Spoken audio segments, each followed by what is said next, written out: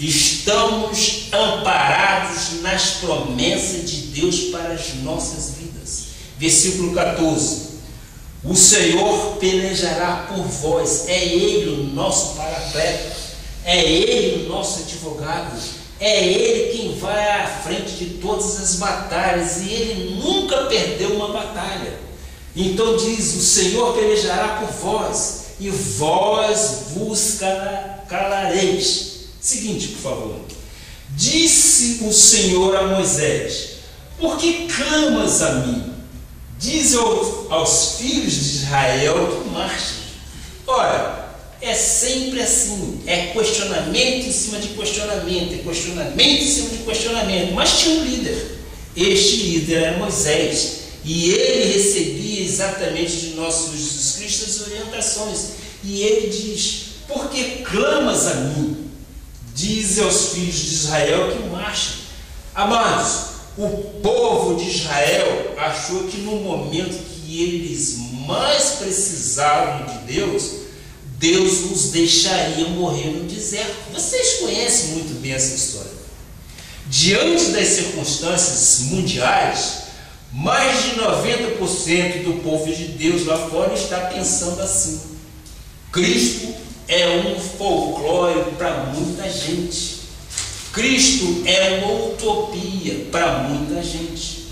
Depois de tudo que Deus havia dito por Moisés, depois de tudo que Deus havia prometido, eles achavam que ficariam ali parados diante do mar.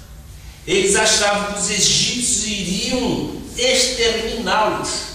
Mas Deus os surpreendeu mais uma vez. Deus vai lhe surpreender também, meu amado ouvinte. Deus vai te surpreender. Por quê? Porque você é filho amado. Deus me tem surpreendido muitas vezes. Porque quando todos achavam que iriam parar, que o mar era o limite, que não poderiam ir além, Deus os surpreendeu de que forma? E Deus diz no versículo 15, vamos lá: diz aos filhos, versículo 15, porque clamas a mim, diz aos filhos de Israel que marchem. A ordem é imperativa: vamos marchar, não vamos parar, não vamos ficar estagnados diante da possível impossibilidade. Não. Por quê? Porque nós cremos no poder de nosso Senhor Jesus Cristo. E Ele manda, Ele determina: marchem. O que Deus está mostrando ao povo? Aquela circunstância não poderia ser fator de impedimento, nem para Deus e nem para o povo. Deus diz: povo meu, esta situação não é fator impeditivo nem para mim nem para vocês, porque clama a mim. Marchem, esta é a ordem. Continue acreditando. Deus é por nós, quem será contra nós? É somente crermos no impossível se tornar possível com o nosso Senhor Jesus Cristo. Deus mandou que eles continuassem seguindo em frente. Por alguns instantes, eles foram influenciados, acharam que Deus iria deixar ali aquele povo morrer no deserto, mas Deus não deixou que eles morressem na fé. Deus os surpreendeu. Meus amados, quando o cristão morre na fé, morrem as esperanças, morrem as expectativas, morrem os seus sonhos, morrem os projetos. Tudo aquilo que projetamos no início do ano podem morrer se nós morrermos na nossa fé.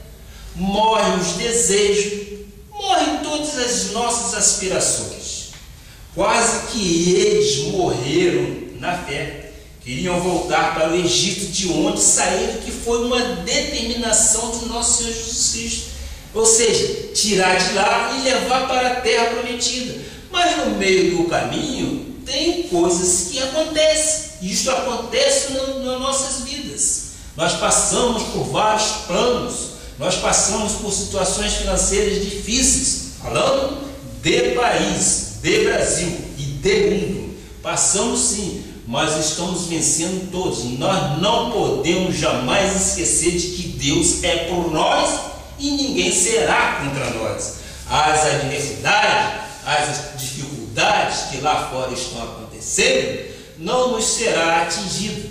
Embora, se você parar, na realidade, nós sabemos que quando lá fora está fraco, não há condições de que possamos nós aqui produzir e exportar. Obviamente, inclusive, isto vai fazer com que o nosso produto interno bruto decresça ou não cresça constantemente com o volume que estava acontecendo. Mas isso são adversidades, isso são pequenas coisas que serão ajustadas ao longo do passar do tempo. Dizia-se há alguns meses atrás que a Espanha ia quebrar. Quebrou? Quebrou nada, porque se quebrar vai ser um efeito dominó. A socorro de quem? Exatamente dos bancos, dos maiores bancos, em socorrer aquele país que está fraco. E o nosso caso especificamente, nós temos que trazer para nós o sentido de que o nosso grande economista é o nosso Senhor Jesus Cristo. Ele nos conduz em triunfo, seja quais forem as adversidades, seja quais forem as dificuldades, Ele nos conduz em triunfo. E o que nós temos que ter é esta certeza. Fé é ouvir e ver aquilo que você não está vendo, mas crendo por fé que tudo nos sairá bem. Passamos, conforme eu disse inicialmente, por várias crises e estamos vivos. E muitas das vezes da crise nós tiramos bons exemplos e se tornam grandes oportunidades para que nós possamos reverter exatamente a situação de dificuldade. No mundo tereis aflições, mas tende bom ânimo. Eu venci o mundo, diz o nosso Senhor Jesus Cristo. E é com Ele que nós sempre somos conduzidos em triunfo. Então, o que nós não podemos é morrer na fé. Esta fé tem que estar viva em nós. Esta fé tem que nos dar a esperança de termos dias melhores. Essa fé nos dá a esperança de que podemos, sim, ser vencedores em todas as coisas. O que diz lá em Hebreus 11, versículo 1, é uma boa definição exatamente daquilo que nós estamos falando. Ora, a fé é a certeza de coisas que se esperam. A convicção de fatos que se não vê. Então é isto a fé. Fé é algo certo, é algo que você espera acontecer e vai acontecer. Por quê? Porque o justo vive pela fé. O justo não vive pelo que vê, mas ele vive por fé. E a convicção de fatos que se não vê, nós não estamos vendo o futuro, mas estamos na certeza por fé, sabendo que nós vamos ser vitoriosos. Eu tenho a certeza daquilo que eu espero. Você, meu amado, pode ter a certeza daquilo que você espera, daquilo que você deseja. Por quê? Baseado nas promessas de que somos herdeiros de todas as bênçãos que foram dadas a Abraão, nós temos direito. Isto não é uma utopia, isso não é palavras vãs. São palavras bíblicas. E se são palavras bíblicas, nós temos que crer naquilo que a palavra nos diz. Nós não podemos colocar dúvida naquilo que a palavra diz. Eu tenho a certeza daquilo que eu espero. Creio que o irmão ou a irmã também tem a certeza daquilo que você espera. E o povo estava na certeza e de repente começou a morrer na fé. E aí Deus vem e diz: marcha, é ordem, não fique parado, não fique estagnado, porque você parado, você não vai a lugar nenhum. A fé é a convicção de fatos que se não veem, O que eles estavam vendo ali era o mar à sua frente. E viam às suas costas os egípcios, as carruagens vindo.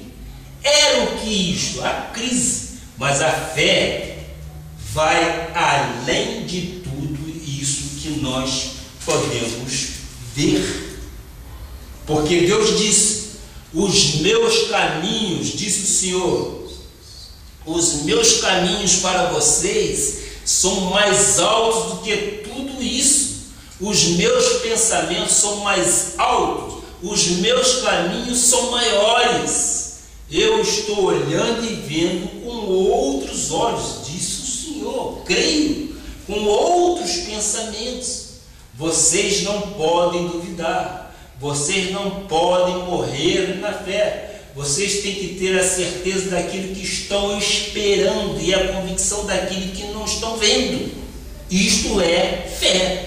Vamos viver exatamente por fé. Eu tenho fé. Eu tenho a certeza daquilo que espero. Eu tenho a convicção, mesmo que não esteja vendo. Ora, meu Deus, fé é isto. Já contamos alguns exemplos, eu não vou voltar a tais exemplos, mas nós vimos manifestações de fé constantemente em nossas vidas. Por quê? Porque esperamos no Senhor e não em nós. Porque em nós não temos nenhuma condição, mas os justos vivem por fé. E eu talvez queira colocar aqui para vocês um pequeno exemplo rápido. Estivemos no Rio recentemente, fui lá e, entre outras coisas, foi dito aqui um testemunho pela minha esposa. E eu não fui com a intenção de alugar um apartamento, embora saibamos que ele já estava para ser alugado. Mas não consegui alugar, eu estava querendo trocar de imobiliária ou de administradora. Mas de repente, quando eu peguei a chave e coloquei no bolso, chegou alguém procurando. Deus é um Deus de última hora. E alguém falou assim: bispo, o senhor é um homem de oração, faça segundo a sua vontade, que Deus está falando no teu coração. O que eu pensei? Poxa, se eu vim com uma finalidade, o homem tem plano, mas a resposta certa vem dos lábios do Senhor. E naquele momento eu entendi que Deus está falando: tome posse, é isso aí que você tem que fazer. Eu simplesmente, naquele momento, frações de segundo, eu estava com a chave descendo na escada. Alguém subiu, veio ver aquele apartamento assim, o proprietário está aqui. Ora, naquele momento meu coração ficou em repouso, em oração. Deus, o que tu queres? É isso mesmo? E eu não tive dúvida. Fui para casa, orei ao Senhor e no outro dia nós fechamos o negócio. Porque os pensamentos deles são muito mais altos do que os nossos pensamentos. A vontade dele é boa, é perfeita e é agradável.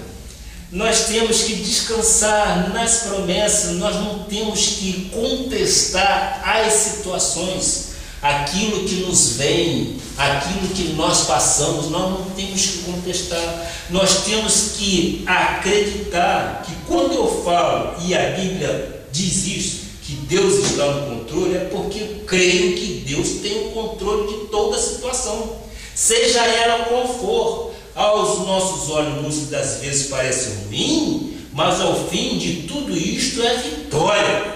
E sendo vitória, creia, é Ele que nos deu essa vitória.